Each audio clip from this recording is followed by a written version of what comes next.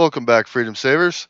I did mention in my update on my Roth that I opened a taxable account, and a very aggressive taxable account. I'm trying to get a really good dividend yield in this and yet stay within some boundaries of realistic returns and not be too risky.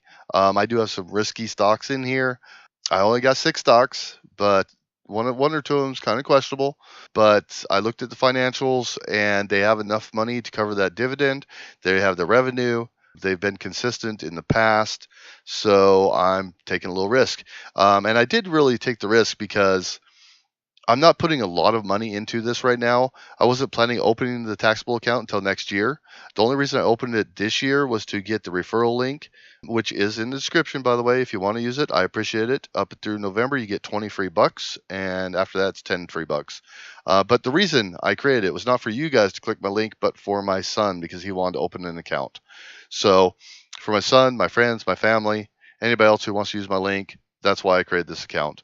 And since I did, I originally invested $100 into Gladstone, and then I added my other stocks. I wanted a little diversity in it and a little more risk, up my returns a little bit. So after I did that, then I thought, well, I have to add more money, so I added $100. And then after that, I'm like, well, I have to fund this somehow, so I started adding $25 a week. So that's what I'm doing for now. I just adding $25 a week, and that's all I'm going to do until I'm out of debt. So, but I will do updates on this every Friday and let you know how it's doing because it's kind of interesting having a little riskier investments and higher yields and that type of stuff. See how it does. So anyway, this is my aggressive taxable account.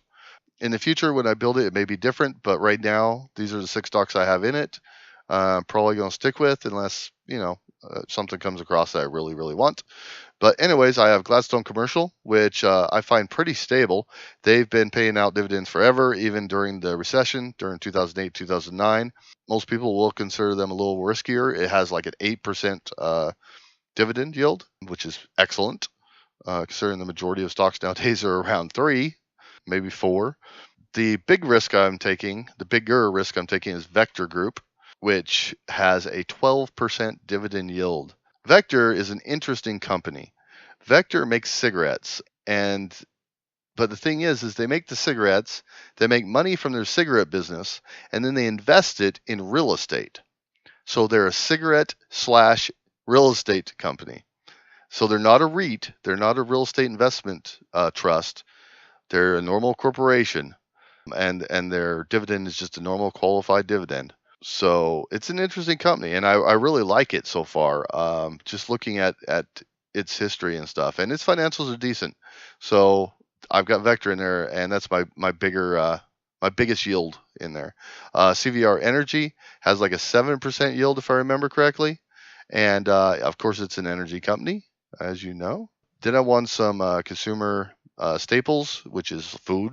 People are going to buy stuff even during a recession, and so I got B&G Foods, which has been doing really well for me. And then of course I got AT&T and Ford. Both of these are questionable big blue chip or whatever. I guess Ford might not even be a blue chip anymore. I don't know. Anyway, they're questionable companies at this point because they don't seem to be going anywhere. Their management doesn't seem to be kicking it in and making it happen. AT&T just acquired a media company, and that's a big question for investors.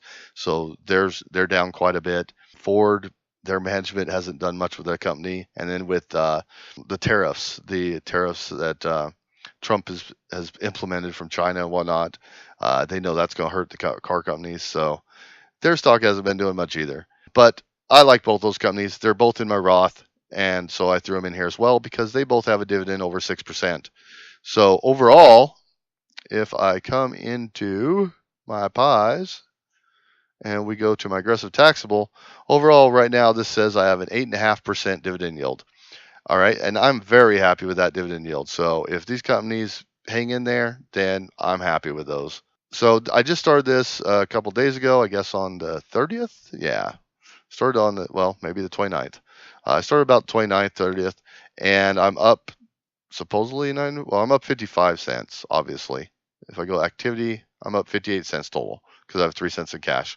So I'm up 58 cents out of my $200 investment. And yeah, that's my aggressive taxable. And I'll let you guys know how that works out for me. All right, guys. If you have any questions, any suggestions, let me know. Thanks. All right, guys. Thanks for watching. I appreciate it. Be sure to hit that subscribe button down below. And if you liked the video, hit that like button for me. If you want to hear any specific type of information, anything that you're interested in, you have any questions, just drop me a comment down below. Let me know what you think. Let me know your opinions on this video or any other video I've made. And if you know anyone else that might be interested in this video, please be sure to share it on your social media and share the knowledge. Thanks, guys.